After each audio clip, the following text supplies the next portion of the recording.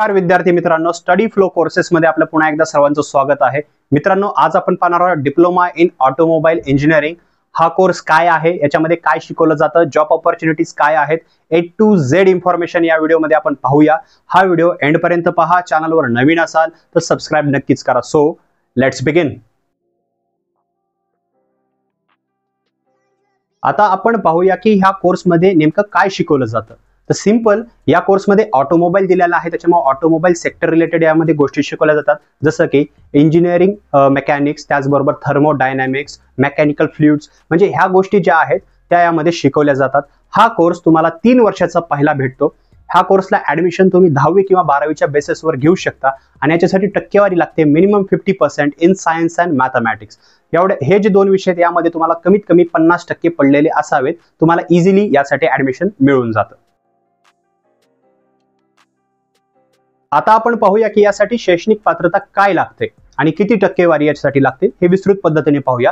तर याची शैक्षणिक पात्रता जी आहे ती 10वी किंवा 12वी तुम्ही पास आउट असले पाहिजेत। आता काही कॉलेजेसमध्ये 10वीवर ऍडमिशन भेटतं, अवेलेबल आहे हा कोर्स, आणि काही कॉलेजमध्ये 12वी आहे, म्हणजे इथं 12वी कंपल्सरी केलेली आहे।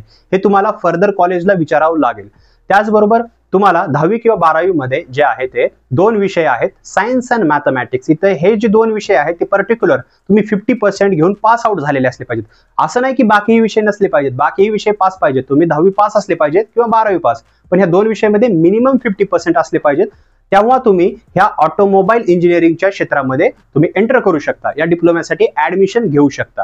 आणि हा कोर्स तुम्हाला 3 वर्षाचा पहिला भेटतो। कोणतंही कॉलेज असो, याचा जो मिनिमम जे कालावधी आहे तो 3 वर्षाचा आहे आणि याच्यामध्ये एक्झाम ज्या आहेत त्या सेमिस्टर पद्धतीने होतात। आता पाहूया की या कोर्ससाठी ऍडमिशन प्रोसेस काय आहे। तर ऍडमिशन प्रोसेस खूप सोपी आहे। याच्यासाठी काही कॉलेजेस एंट्रन्स एक्झाम ठेवतात, काही कॉलेजेसमध्ये डायरेक्ट ऍडमिशन मिळून जातं। जसं मी तुम्हाला सांगितलं 50% असले पाहिजे, तर मिनिमम सायन्स अँड मॅथमॅटिक्स मध्ये तुम्हाला कोणत्याही तुम्ही कॉलेजमध्ये जा तर हे तुमचे क्रायटेरिया जे आहेत तिथं असले पाहिजेत। त्याचबरोबर त्यांच्या एंट्रन्स एक्झाम असतील त्याच्या कॉलेज लेवलच्या, तर ते तुम्हाला पास आउट करावे लागतील।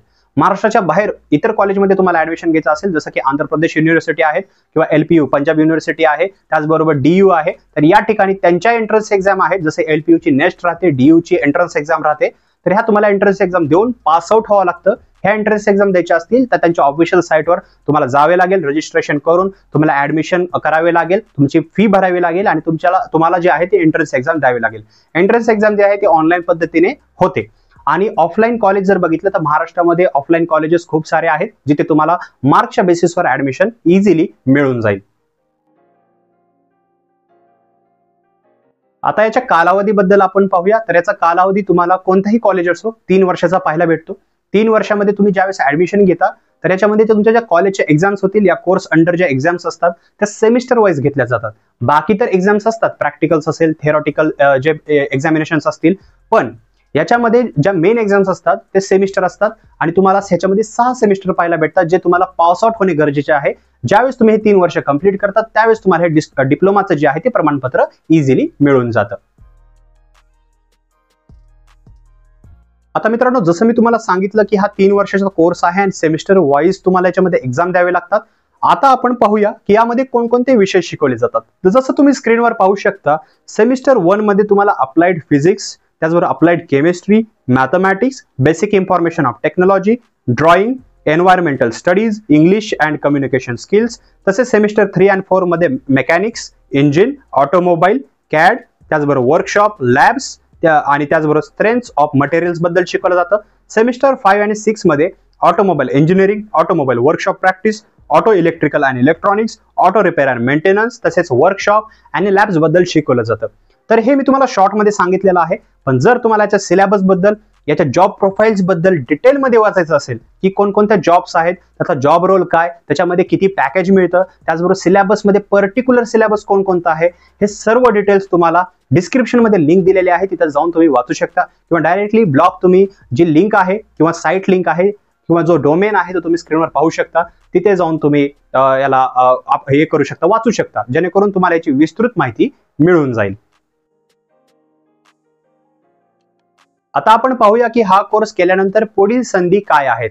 तर याच्यामध्ये तुम्ही automobile engineer, automobile executive, sales manager अशा विविध पदांसाठी काम करू शकता. हे तुम्हाला ऑफलाईन ऑटोमोबाईल सेक्टर मधल्या ज्या कंपनी आहेत तिथं जॉब मिळू शकते. डिप्लोमाच्या स्तरावर सुद्धा जॉब मिळू शकते किंवा डायरेक्टली हा डिप्लोमा कंप्लीट केला आहे तुम्हाला शिक्षण क्षेत्रामध्ये अजून काहीतरी करायचं आहे, तुम्ही डायरेक्टली इंजिनिअरिंग मध्ये डायरेक्ट सेकंड इयरला बी ऍडमिशन मिळू शकते. त्याचबरोबर तुम्ही पुढे पीजी करू शकता, ज्यामुळे तुमच्या जे गव्हर्नमेंट एक्झाम तुमच्यासाठी अवेलेबल असतात तर त्या सेक्टर सुद्धा तुमच्यासाठी खुलं होतं. तिथं तुम्ही एखादी गव्हर्नमेंट एक्झाम देऊन गव्हर्नमेंटची जॉब सुद्धा मिळवू शकता, एक डिसेंट जॉब मिळू शकते किंवा प्रायव्हेट लेवलला तुम्ही अशा कंपन्यांमध्ये काम करू शकता. याच्यामध्ये हायर करणाऱ्या खूप कंपन्यांची नावं आहेत, जे तुम्हाला सविस्तर माहिती खाली ब्लॉग मध्ये वाचायला भेटेल, तिथे तुम्ही वाचू शकता.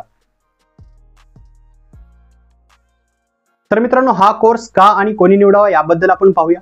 तर बघा, ज्या विद्यार्थ्यांना ऑटोमोबाईल सेक्टरमध्ये काहीतरी आपले करिअर घडवायचे आहे किंवा आवड असेल पहिल्यापासून ऑटोमोबाईल सेक्टरमध्ये, जसं ऑटोमोबाईल इंजिनियर बनायचं असेल किंवा सेल्स एक्झिक्युटिव्ह बनायचं असेल, तर असे पदांसाठी काम करायचं असेल, तुम्ही कुणाला तरी बघून मोठे झालेला आहात आणि तुम्हाला जर इच्छा असेल या सेक्टरमध्ये काम करायची, तर अशा विद्यार्थ्यांनी बिना विचार करता ह्या डिप्लोम्याला ऍडमिशन घेतलं पाहिजे. त्याचबरोबर तुमची इच्छा असेल की तुम्ही पुढे ग्रॅज्युएशन करावं, जे की केलंच पाहिजे, मॅन्डेटरी असलं पाहिजे, तर ग्रॅज्युएशन केलं पाहिजे, पीजी केलं पाहिजे, अशा विद्यार्थ्यांसाठी हा कोर्स आहे. त्याचबरोबर ज्यांना ऑटोमोबाईल सेक्टर्स मधूनच गव्हर्नमेंट जॉब मिळवायचे आहे अशा विद्यार्थ्यांसाठी सुद्धा हा कोर्स उत्तम आहे. तर तुम्ही याची जी सविस्तर माहिती आहे ती डिस्क्रिप्शन मध्ये वाचू शकता. त्याचबरोबर ह्याच्याबद्दल काही क्वेश्चन्स असतील किंवा आमचे इतरही कोर्स वाचायचे असतील तर तुम्ही आम्हाला जे आमचं इंस्टाग्राम पेज आहे तिथं फॉलो करा. जे काही क्वेश्चन्स असतील, तुमचे डाऊट्स असतील, ते आम्हाला तिथं विचारू शकता. आम्ही 24/7 तुमच्यासाठी अवेलेबल आहोत. व्हिडिओ आवडला असेल तर लाईक करा, शेअर करा, चॅनलला सबस्क्राईब करून त्या बेल आयकॉनला प्रेस करा. मी मिळतो तुम्हाला पुढच्या व्हिडिओमध्ये. तोपर्यंत थँक्स फॉर वॉचिंग.